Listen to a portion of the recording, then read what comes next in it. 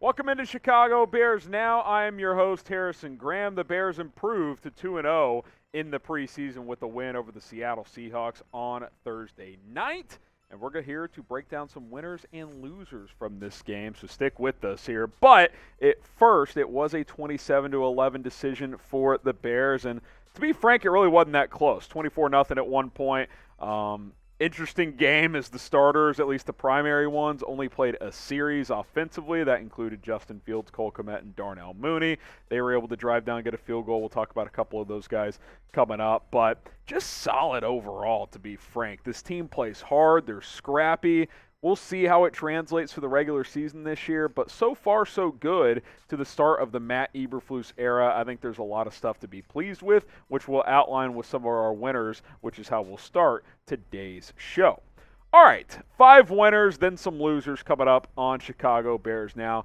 Justin Fields, and I already see as some of you guys are going to be like, Justin Fields, he had one drive and couldn't even score a touchdown. People on the live watch party were like, you can't even get a touchdown. One drive resulted in 3 points. I think that's a quality drive. 5 of 7, 39 yards in his one drive. Found his buddy Cole Kmet for a couple of chunk plays. I think he had a 19-yard catch and an 11-yard catch. That was positive in Kmet's debut for this season. Justin Fields looked comfortable, and that is while getting pressured a lot. I'm going to rewatch the film further on over the next few days, but he was getting pressured heavily in this game. The starting offensive line didn't exactly control Seattle's front, and I think with that being said, for Fields to face some bullets coming at him, evade pressure a couple of times, hit some completions. Luke Getsy got him on the roll a few times, which got him comfortable as well. Drive down, get a field goal. First game, 3 drives, 0 points. This game, 1 drive, 3 points. I think that's a positive. I'm not going to say a huge winner for Justin Fields. Certainly a step in the right direction, though. I think this offense has a chance this year if the offensive line can do its thing. Remember, no Riley Reiff in this game, so it's not like they were at full strength. Grade Justin Fields' play against the Seattle Seahawks. A, B, C, D, or F. A being it was outstanding. F being it was terrible. Thought it was a solid B. It was smooth. He operated comfortably. The only time that it looked a little clunky is when he got pressured, stepped up, and tried to take off, couldn't find room. It wasn't a sack, but it was basically a no gain, kind of awkwardly fell down. But otherwise, you drive down, you get some points. I think overall that's a positive. I'll give him a B. Let us know what your grade for Fields was in this one. Cole Kmet, we just talked about him some. He looks good, man. I think we're here for the Cole Kmet breakout this year. Year 3, it's time. He basically doubled his stats from year 1 to year 2 outside of touchdowns. But a couple of catches, 31 yards. I'm pleased. Looks a little quicker, too, which is nice to see. On his first catch, it was a little underneath throw, made a guy miss, got a few extra yards. Second catch, designed rollout to Fields' left, where Fields squared his shoulders, threw across his body, hit Kmet in stride, where he was able to pick up 19 yards. He was fired up after that one. I like to see the passion as well. He's emerging as a leader for this football team. Good debut for 2022 for number 85. Cole Kmet, I think, is going to be a weapon for this Bears offense. So is Velus Jones Jr., I think, especially on special teams. I listed him /returner because that's really where he made his impact on special teams. I think he had a catch maybe in this game. But where he really stood out, had a kickoff return for 31 yards to open the game. Also, 2 returns for 47 yards. You're thinking, okay, a couple 20-something yard returns. No, one of those was -1 yards. He had a 48-yard punt return, and quite frankly, should have been a touchdown. I'm going to triple-check it, but I'm pretty sure Joe Thomas, if he stood with the play, could have had one more block, and that would have had Velus Jones to the races for a touchdown. He looks fast. He looks good to go after missing the preseason opener. Want to see him get a little more involved in the offense, but if he can flip the field every 2 or 3 games with a punt return like that, that can win you a game. It really, really can. The Jakeem Grant effect, where he can flip the field with the punt return. Velus Jones Jr. can be that guy, and I think he can be more involved offensively. I liked what I saw from the kid out of Tennessee. Make sure you guys subscribe to the channel as we will continue to bring you daily videos, the latest Bears news, rumors, live watch parties. You guys killed it. Joel O'Connell, was it Sealand was the other guy dropping in the 100 bombs, a couple other $100 super chats. You guys were fantastic. We'll be live for the next preseason game as well against the Browns next Saturday. Hit that sub button. Join the movement. YouTube.com/BearsNow. We will continue to bring you the latest Bears news and rumors out of training camp leading up to the regular season. How about Teven Jenkins? It's tricky to evaluate offensive line play on the fly, but people I trust that have covered this team for years thought he looked good. I thought he looked good. That was my initial takeaway. I wanted to see what other people thought. They agreed with me. I think Teven Jenkins has a real chance to be the starting right guard, and maybe with his back question marks moving forward, maybe guard is better where he doesn't have to be able to bend and, be able to keep those, speedy edge rushers away from the quarterback. Maybe guard is a better spot for him because he's powerful. He is quick enough to get out on the move if they want to pull him on certain plays. I thought he looked pretty good. I mentioned the starting offensive line struggled at times, but I think a lot of that was Larry Borom, quite frankly, who might be coming up on the loser side. Stay tuned. But Teven Jenkins, man, a guy who just switched to right guard a few days ago, I think so far so good. Let's see how he plays next week against Cleveland. How about Trayvon Coley? Do you even know who he is?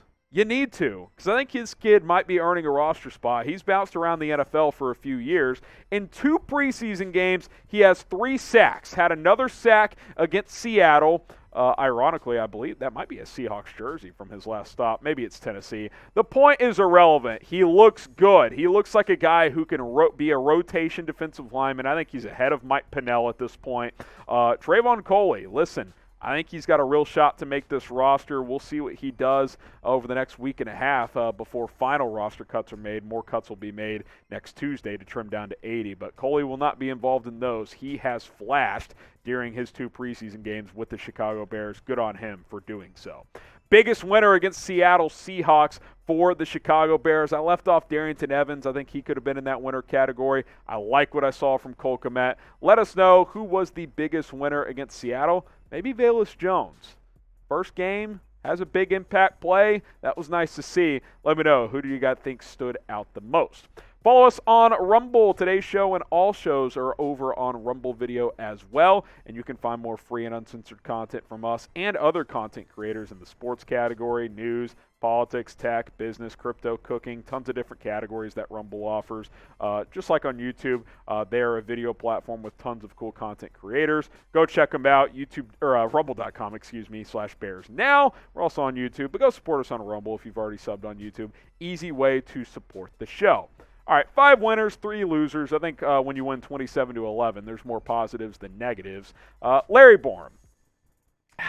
The Bears are giving him a chance to win the right tackle job. I don't want to say sealed. I think tonight might have sealed Riley Reiff being that guy, though. They signed him for a reason. I actually respect the approach the Bears are taking here. Like, hey, we know what Riley Reiff is. Let's give Larry Borom the reps. I don't think it's Borom. I think Reiff is going to be the starting right tackle. Whereas right guard with Teven Jenkins and Michael Schofield, I think Jenkins has a real shot to win that job. Schofield was playing in the second half. Not a good sign for him.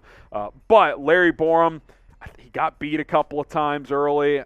I don't know, man. He feels like a backup to me. I think he could be a good backup, maybe a starter down the road. But right now, I can't say confidently that I would start him over Riley Reiff. I think the ideal outcome is all the young guys start. Braxton Jones, I do think he's safe to start at left tackle. Teven Jenkins at right guard, Borom at right tackle. I think it's going to be Reiff, though. I don't think Borom is there yet. Trestan Ebner, not a major loser, but didn't have quite the burst this week compared to last week. And one thing that's really stood out, and this was actually true last week, but he did enough as a pass catcher and runner to still be a winner. He's got some work to do in pass protection. Got burned one time that forced Trevor Siemian to just completely bail on a play and have to throw the ball away. You at least have got to chip a little bit. Also, he left with an ankle injury. We'll see how severe that is. But 9 carries, 29 yards, 3 yards a carry-ish. Didn't have that same burst. Still safe to say make the roster, I believe, although Darrington Evans had a good game, and if they're deciding between those two, maybe that's still up for grabs. I think Ebner's safe. I think the bigger question is if the Bears will carry 3 or 4 backs. I think that's the decision Ryan Poles is going to have to make.